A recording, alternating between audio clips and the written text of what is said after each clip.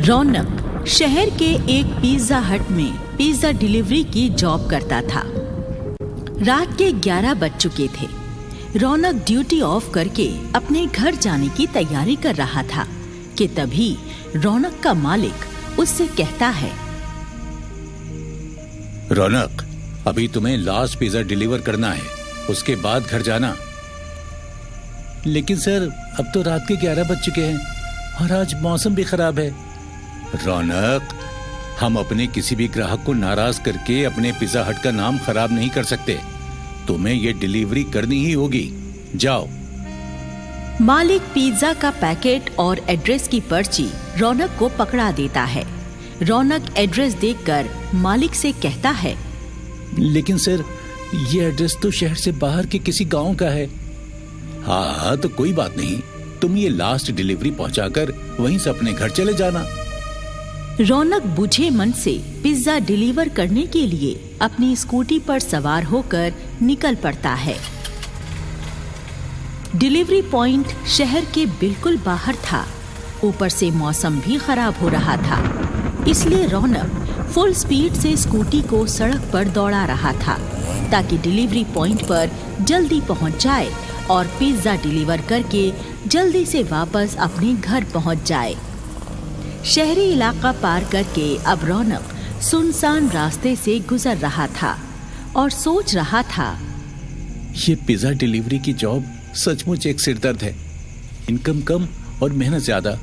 जैसे ही मुझे कोई अच्छी दूसरी जॉब मिलेगी, मैं फौरन इस घटिया जॉब को छोड़ दूंगा।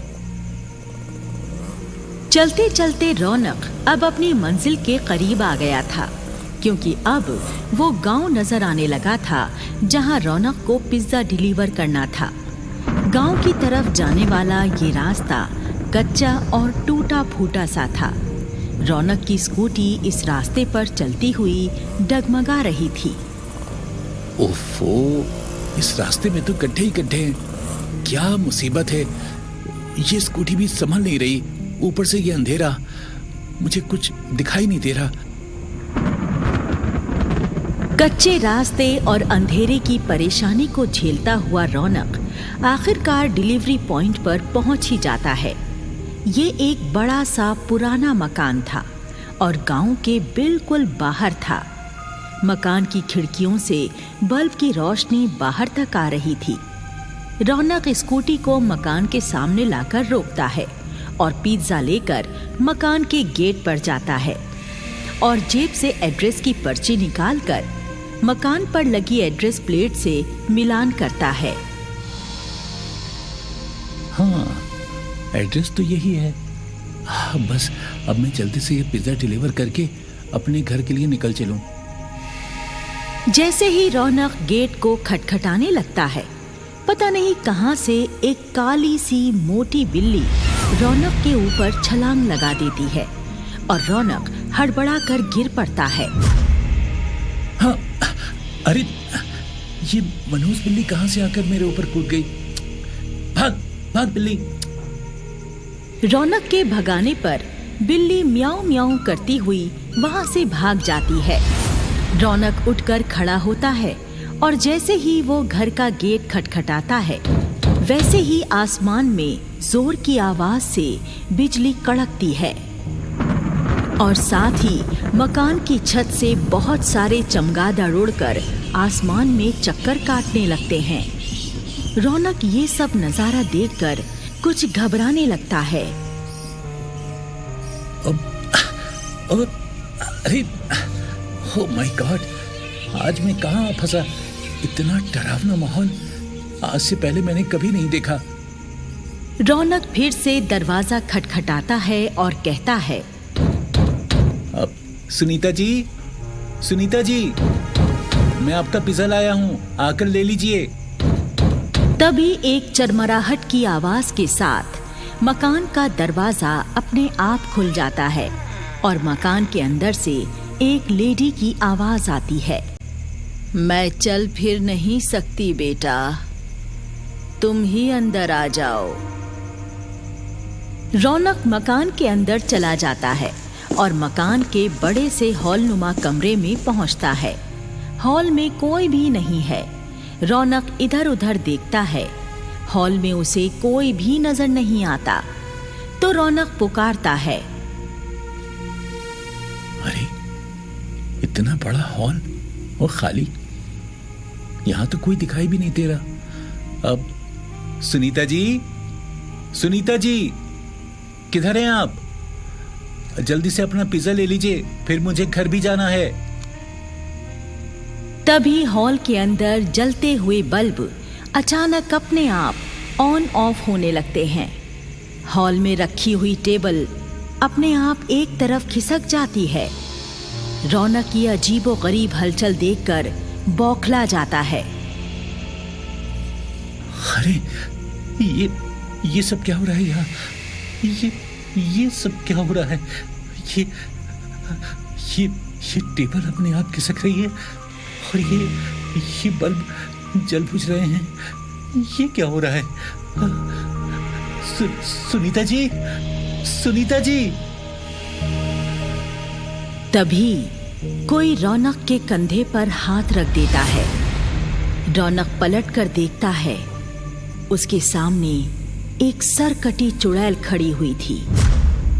चुड़ैल का ताजा कटा हुआ सर उसके हाथ में लटका हुआ था। रौनक ये भयानक दृश्य देखकर डर के मारे थर थर कांपने लगता है। कटा हुआ सर बोलता है, बेटा, मैं ही सुनीता हूँ। मैंने ही ये पिज्जा ऑर्डर किया था।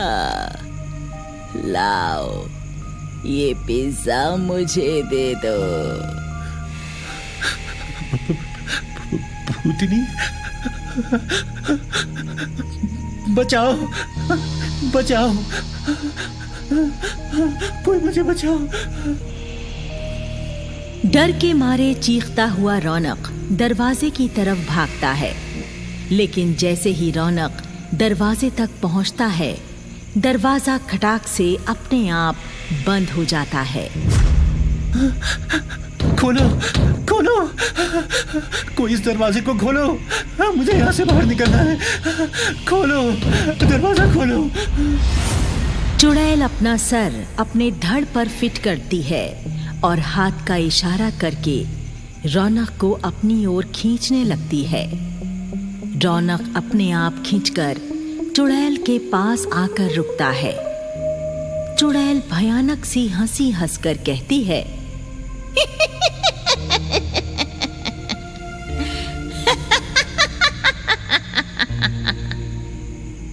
बच्चे, तुम मेरी मर्जी के बिना अब इस मकान से बाहर नहीं जा पाओगे। मैं बहुत भूखी हूँ। लाओ, ये पिज्जा मुझे दे दो। मैं इसे खाकर अपनी भूख मिटा लूंगी। रौनक पिज्जा चुड़ैल को दे देता है और चुड़ैल पिज्जा खाने लगती है। आहा, बड़ा स्वादिष्ट पिज्जा है। मजा आ गया। सुनीता जी, आप इंसान तो है नहीं, फिर आप कौन हो और इस सुनसान से मकान में अकेली क्यों रहती हो? मैं भी पहले एक इंसान ही थी बेटा। मैं इस मकान में अपने पति के साथ रहती थी। मेरे पति एक दिन कोरोना की बीमारी में चल बसे और मैं अकेली रह गई थी। फिर एक दिन मैंने अपने अकेलेपन से उकताकर अपने ही हाथों अपनी गर्दन काट डाली और मैं मरकर भी नहीं मरी।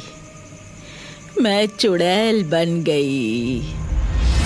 अब मैं चुड़ैल बनकर इस मकान में भटक रही हूँ।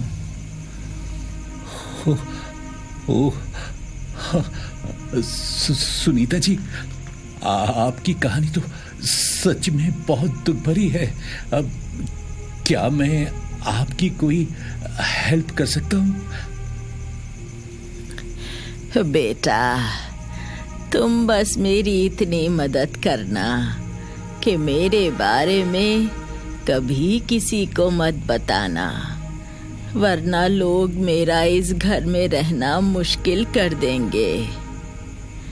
जाओ, अब तुम भी यहाँ से चले जाओ। जाओ। चुड़ैल अपना पिज्जा खाने लगती है और रौनक मकान से बाहर चला जाता है। अपनी स्कूटी पर सवार होते हुए रौनक आसमान की ओर देखकर ईश्वर से प्रार्थना करता है। हे मेरे ईश्वर, इस बेचारी चुड़ैल आंटी को चुड़ैल योनि से मुक्ति दे दो। और उसके बाद रौनक अपनी स्कूटी लेकर अपने घर की ओर चल पड़ता है।